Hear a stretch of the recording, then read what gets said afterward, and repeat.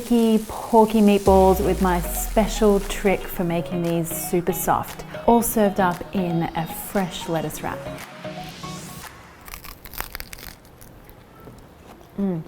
These are my Sanchoy Bao meatball lettuce cups. All right, so I'm gonna level with you guys and say that generally I think meatballs totally suck. They are often really hard, really dry, and just not very, like little hockey pucks. I have a really simple way that we can stop that and have really lovely, juicy, soft meatballs. It involves, first of all, some breadcrumbs.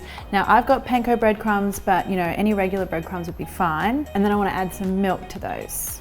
Now just give that a mix and just let it sit there for a couple of minutes because I want that breadcrumb to turn into like a nice creamy little mush. It's a very technical term, but you know what I mean. So set that over there, and then now let's get on with the rest of our breadcrumb stuff. So I'm using pork mince today.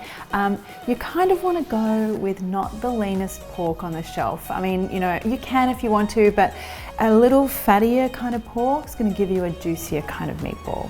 It's just, the way it goes. And to the pork, I want to add some garlic, some spring onion. Now I'm using my Sanchoy Bao kit for this one, and this one has some water chestnuts in there, which is great for meatballs. It's kind of like a crunchy texture. Grab those out. And what you do want to do here though is drain off the liquid. So if you don't have my kit, you can find water chestnuts in cans, usually in the Asian aisle of most supermarkets. Now they go in here.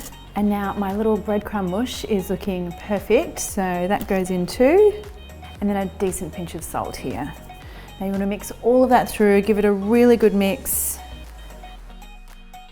And that's it, done. Now to save time here, you can totally just go ahead and like roll these really nicely and pop them onto a little tray, but when it's the weeknight, you want to get things done quickly, I just roll and go straight in the pan. So that's what we're going to be doing. So turn your pan on, and I want some oil here.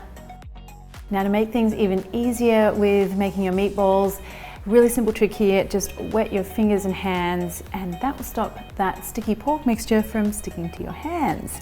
All right, now just grab little sort of golf ball sizes or just slightly smaller, roll them, and then pop them straight into the pan. Okay, so meatballs are all in there. Now we're just gonna start turning them over. Can even give the pan a bit of a shake.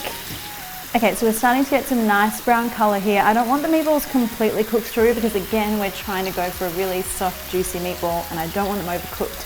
So at this point, I'm going to grab my Sanchoy Bao sauce, pour that straight in.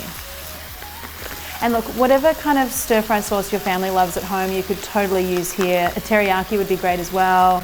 Now just toss those around in that sauce. Now you just want to give these guys like 4 or 5 minutes to simmer away in that sauce, and the sauce will become nice and thick and they'll finish off cooking, and they're already smelling delightful. But anyway, let's get on to finishing off. We want to cook some noodles. Now there's vermicelli noodles that also come in my Sanchoy Bao kit. You can of course use any kind of noodles that you like at home as well. Point with vermicelli noodles, whether you're using mine or another brand, you really want to make sure you don't overcook these guys. So you want some water that's hot but not like boiling, like maybe just out of the kettle or just boiled, and then pop your noodles into that, and it's literally like 3 minutes, and then pull them straight out. The next thing you want to do with these noodles is rinse them under some cold water. That'll stop the cooking and make sure our noodles are nice and bouncy and not soggy or sticky.